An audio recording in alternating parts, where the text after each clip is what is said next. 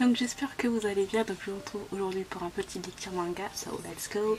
Alors j'ai lu donc Shino, ne sait pas dire son nom, de Shuzo Shimi Shikyu dans la collection Kizuna que j'ai adoré. Voilà, un one shot qui est vraiment pas mal.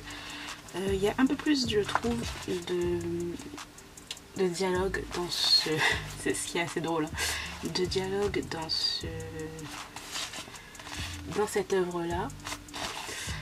J'ai dit c'est assez drôle parce qu'en fait on a un personnage en fait qui est comment dire, assez stressée en fait, très anxieuse de parler en fait devant tout le monde, et là c'est la rentrée et les élèves doivent se présenter et elle commence vraiment à angoisser quand elle voit que tout le monde passe et c'est bientôt son tour.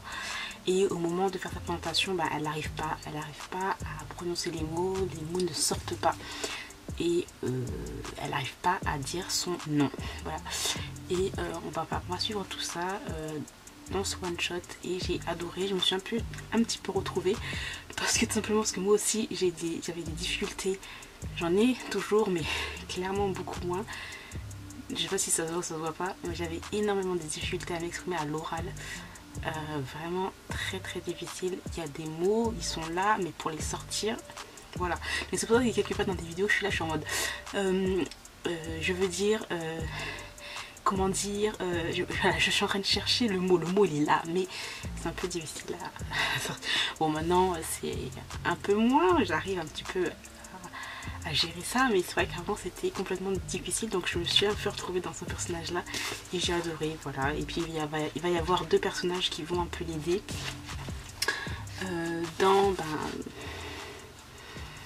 un petit peu l'aider, mais c'est pas non plus du jour au lendemain qu'elle va réussir à s'exprimer correctement, etc. Puisque même à la fin on voit que ben voilà, elle est adulte. On a deux pages, on voit elle est adulte et elle a toujours un peu les mêmes difficultés. Donc voilà, j'ai vraiment beaucoup aimé, donc je vous conseille si ça t'intéresse. Ensuite j'ai lu Ça reste entre nous de Haru Aoi, donc c'est chez Kana, que j'ai beaucoup aimé aussi. Donc un premier tome vraiment pas mal, ça se termine en 3 tomes, donc c'est pas hyper long, c'est cool. Après à voir hein, si c'est développé correctement ou pas. Les dessins sont merveilleux. Franchement j'ai eu un coup de cœur pour les dessins qui sont vraiment magnifiques. J'aime beaucoup le travail des cheveux qui ont été faits.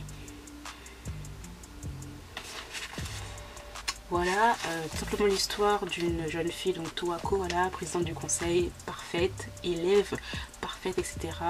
Il y a une rumeur qui court comme quoi elle déteste les garçons, elle parle mal aux garçons, hein, bref, ou elle les ignore.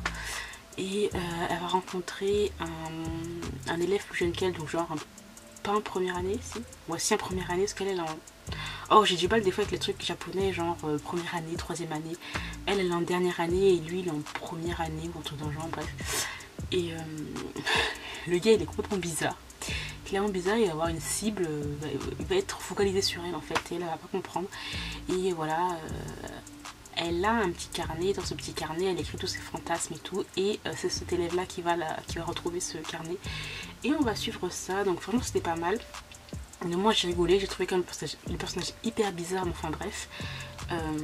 Et après bon, il y a une histoire de parents, enfin une histoire de sa mère, voilà, qui incite en fait, comment ça s'appelle, Toako en fait à ne pas fréquenter les garçons. Bon, je pense que c'est à cause de ça que voilà, mais je pense aussi voilà pourquoi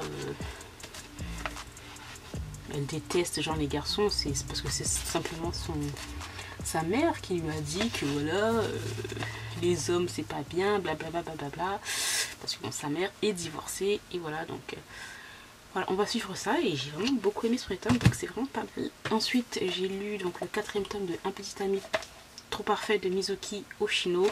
J'ai adoré. Celui-là est clairement plus intéressant, il y a un truc qui est traité là-dedans et qui est vraiment pas mal, et je ne m'attendais pas à ça, donc c'est pour ça que j'ai beaucoup aimé. Voilà, comme quoi continuons les séries même si c'est un petit peu hein. Là j'étais à fond, j'ai hâte de lire la suite. J'ai lu ensuite le 3e tome de Blue Flag. Alors attendez, je crois que j'ai lu le 4e tome, mais je sais pas si je l'ai mis dans la pile, non. bref, donc j'ai lu le 3e tome de Blue Flag. Donc le 2e tome, on s'arrêtait sur un petit accident et tout. Et voilà, j'ai bien aimé. Après, c'est vraiment pas un coup de cœur. Enfin, le premier tome, ça va être un coup de cœur, mais là, je sais pas en fait. Je suis plus dans la vibe. On verra pour le tome 3. On est toujours dans une sorte de triangle carré amoureux, mais c'est pas vraiment... Enfin voilà, il y a... ce que j'aime bien dans cette série, c'est qu'on traite plusieurs sujets au cours de l'amour et tout. Genre, t'as une fille qui est amoureuse de sa meilleure amie, t'as un garçon qui est amoureux de son meilleur ami, mais en même temps, il y a entre deux un personnage qui est... Enfin voilà, c'est pour ça que je dis triangle, carré, rectangulaire, blablabla, amoureux. Vraiment pas mal. Après bon, comme je dis, j'étais pas fond dedans. Voilà. Après on sent que voilà, il y a une culpabilité de la part de ce personnage là envers l'un de ses amis, parce que il y a eu un accident, un décès, etc. Donc voilà, j'ai beaucoup aimé. Ensuite j'ai lu Errance de Inu Asano, que j'ai adoré. Tout simplement une histoire, peut-être une autobiographie du propre mangaka. Voilà, la page blanche, j'ai envie de dire le syndrome de la page blanche, où les auteurs sont genre déprimés, ils ont plus d'inspiration. Là on a un personnage en fait clairement qui déteste les mangas alors qu'il est mangaka. Il vend des milliers, il est marié à une éditrice, mais tu vois que le gars il est pas heureux en fait, il est genre déprimé. Il trompe sa femme avec des prostituées et tout. Et voilà. Mais j'ai adoré. Hein. C'est un petit peu genre comme ça, genre le mood et tout. Enfin, vous suivez. On sent clairement que le personnage est complètement blasé de la vie, blasé de ses mangas, blasé de tout. Mais j'ai adoré. J'ai adoré. Après, bon. Dans les premières pages, il était en couple avec une... Genre, c'était dans le passé. Il était en couple à l'université avec une fille un peu plus jeune que lui. Et cette jeune fille lui a dit comme quoi c'était un monstre et tout. Bref. Et on suit ça. Et voilà. J'ai vraiment beaucoup aimé suivre en fait le fil de... J'ai beaucoup aimé suivre ce personnage. Vraiment pas... Genre, c'est pas un personnage comme tout le monde. Vraiment, c'est un personnage qui est assez complexe quand même. Mais j'ai adoré. Donc ça, c'est un one shot. Hein. Ensuite, j'ai lu genre Ma vie en prison de Kim Hong-mo. Manga coréen que j'ai adoré. Et je compte lire d'autres œuvres de ce personnage. De ce mangaka, car il a fait La vie des gosses et l'Armée de la résistance. Voilà. J'ai adoré. Là on parle d'une Corée du Sud avec genre censure. Voilà, les gens ils n'ont pas le droit de s'exprimer, sinon vous allez en prison. Dictature, révolte et tout. Et on suit en fait c'est l'autobiographie de l'auteur qui lui-même a vécu ce genre de choses. Et voilà, on dit la Corée du Sud c'est moderne. Oui, mais non, il y a toujours ce vieux truc là qui sont ancrés en eux en fait. Et il faut pas l'oublier, donc voilà. C'est moderne, oui et non. Et j'ai adoré lire ce one shot. Les dessins sont comme ça. Voilà. C'est pas des dessins genre extraordinaires. Ensuite on lit tout ça et tu te dis mais quelle injustice quoi. Juste pour certains trucs, juste pour certains mots. Parce que les gens se comportent pas comme ils devraient le faire. Ils n'ont pas le droit de faire la grève, ils n'ont pas le droit, voilà. On suit tout ça, t'as un peu une colère et tout, donc j'ai adoré. Voilà. Ensuite, j'ai lu le dernier tome de Shake Me Up de Maki Joshi chez Kazé, j'ai adoré. Voilà, bon, moi je connaissais déjà la fin parce que bon, je dis ça, mais je connaissais la fin parce qu'en fait j'ai regardé le drama, mais le drama il a suivi correctement le manga. Donc voilà, franchement j'ai adoré, c'est très classique, mais c'est vraiment trop bien.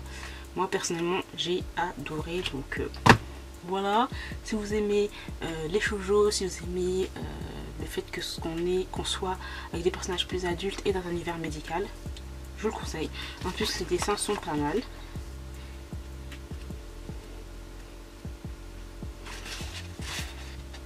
Voilà. Par exemple, Makenjoji, j'aime beaucoup. Moi, je trouve que c'est le seul mangaka qui fait du josei qui est plutôt bon.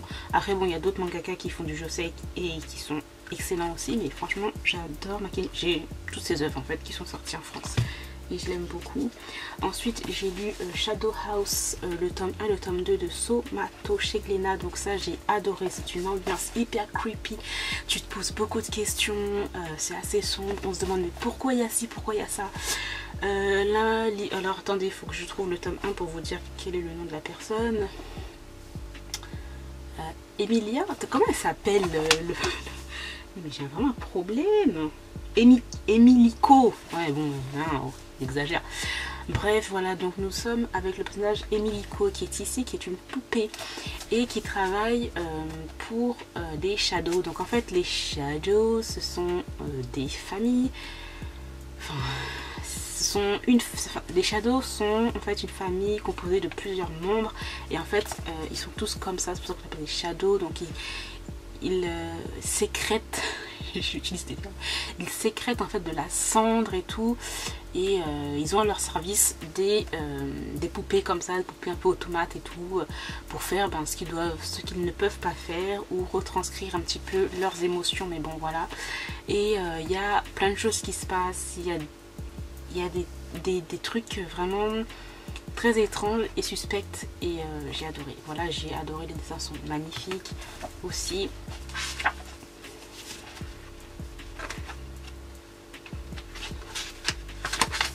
On se demande mais pourquoi il y a ce monde là, pourquoi il y a ci, pourquoi il y a ça, on se pose vraiment beaucoup de questions. Pourquoi ils prennent des automates, pourquoi d'où ils sortent en fait les ombres là. Et les dessins sont magnifiques, vraiment très beaux. Je crois qu'à la fin il y a toujours une planche, voilà, en couleur comme ça. Et dans le deuxième tome on a l'entrée des autres personnages de la famille Shadow et tout. Et voilà, vraiment trop bien.